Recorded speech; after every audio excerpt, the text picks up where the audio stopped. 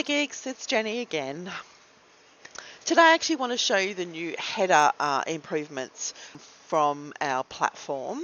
So what they've actually added is a couple of different features that are actually going to make it much easier for people that want the big image header backgrounds here, or the scrolling one like I've set up.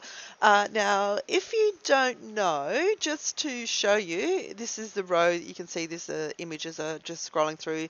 This is called a hero. Now, to add them to as multiple images, it's super easy. When you go to edit the design and you come down to image, you just have to add more than one. That's all you have to do. And I'm just going to change this to 6 seconds because they're going too quick and it's driving me bonkers.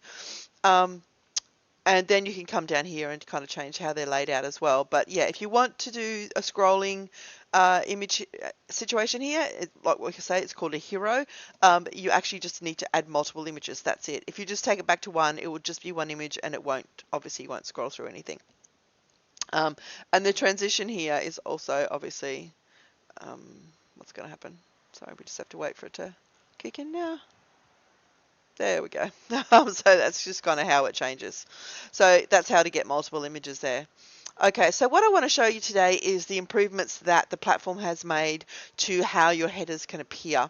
So this is just a blank page, a new page I've added just so I can show you how this works.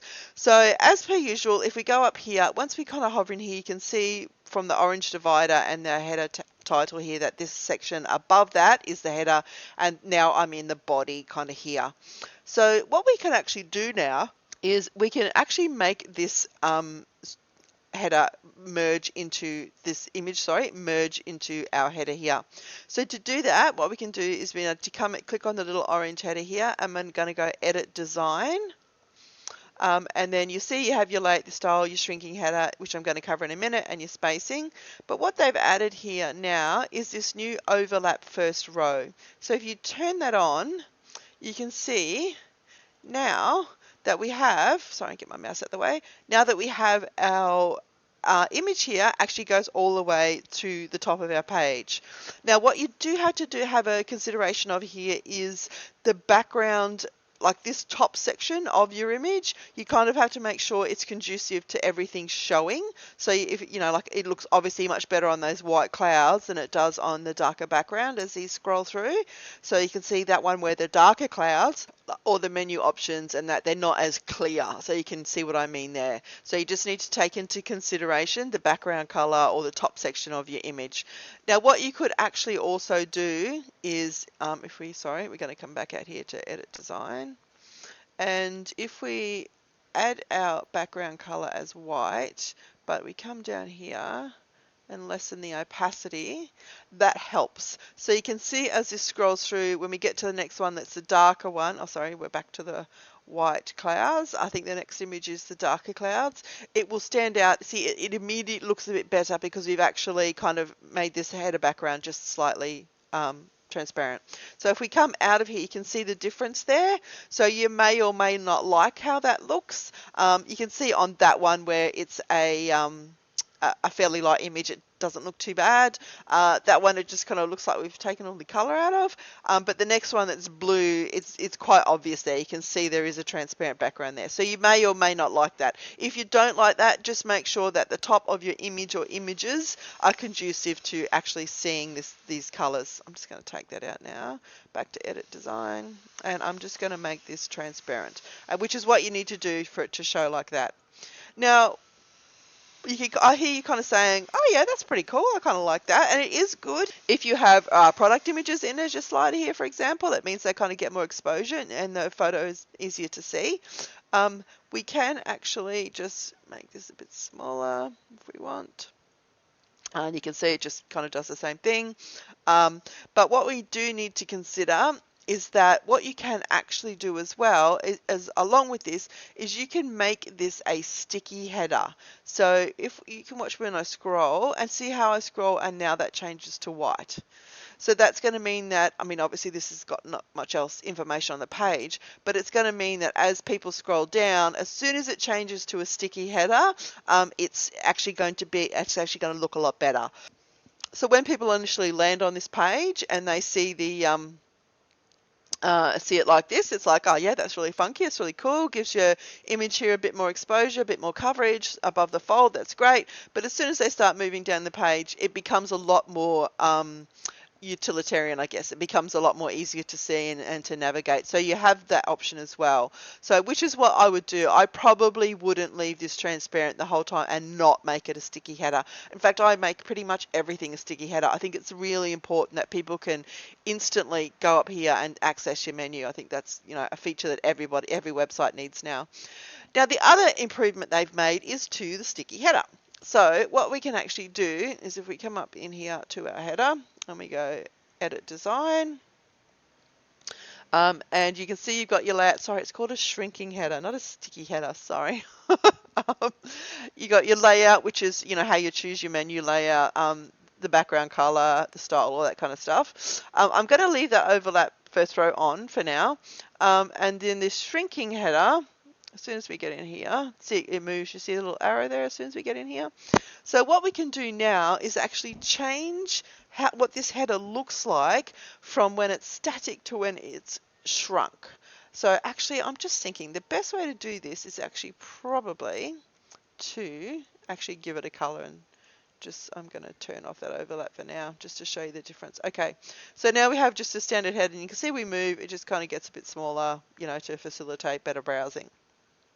Well, if we come down to this shrinking header, what we can actually do now is we can change the header colors and backgrounds and sizes and what just for the shrunk, just for the shrunk version.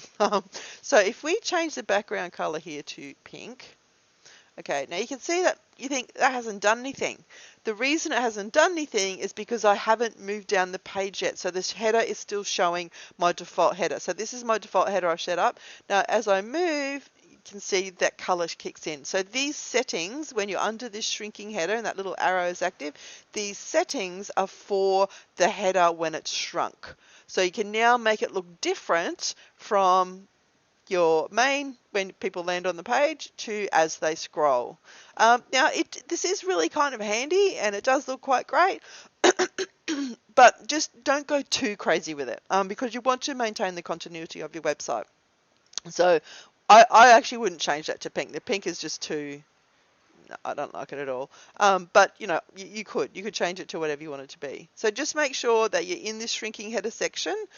And then also you can do, if you click this more header colors on scroll, you can actually change the text color. So when that changes to pink, if I change that to white, you can see that's instantly, it actually feels a bit more visible. Or, no, the pale blue is not great. You can see if I change it to pink, it's gone altogether. That's kind of like a mint green color. The white is best, I think. So yeah, I could do that.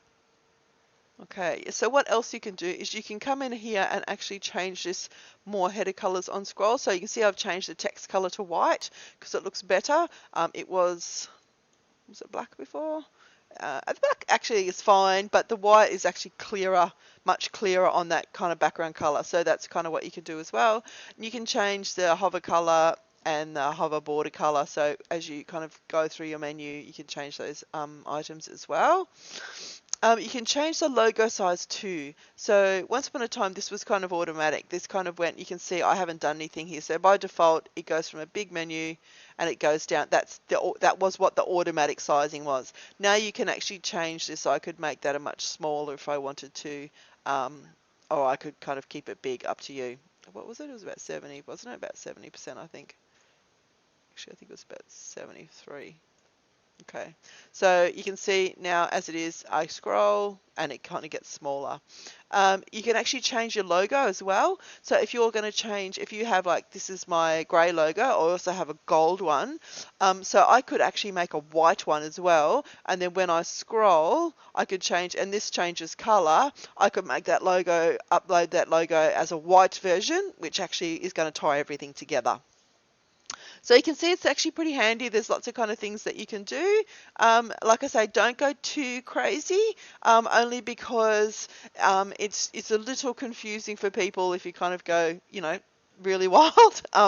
Always maintain the colors that you have. Typically what I would do is I wouldn't use this pink, I would use the blue that is down the bottom here, because that kind of is ties it together a lot more for me. So just to show you again, just as a overview, so if we're going to go to header, edit design, and if we want to turn on the overlap first row, we need to do that, but what we also need to do is to make this background color transparent. Otherwise, it's not going to work. Or, like I say, you can keep the background color the white, but we can just drop the opacity to enable it to work a bit better.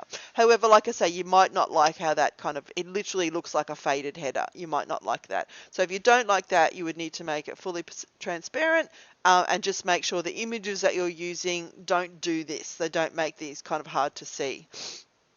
And then with your shrinking header, to turn that on and off is literally just this button here. So if I turn it off, you can see now, you can see now that that's my video recording software. It doesn't like that.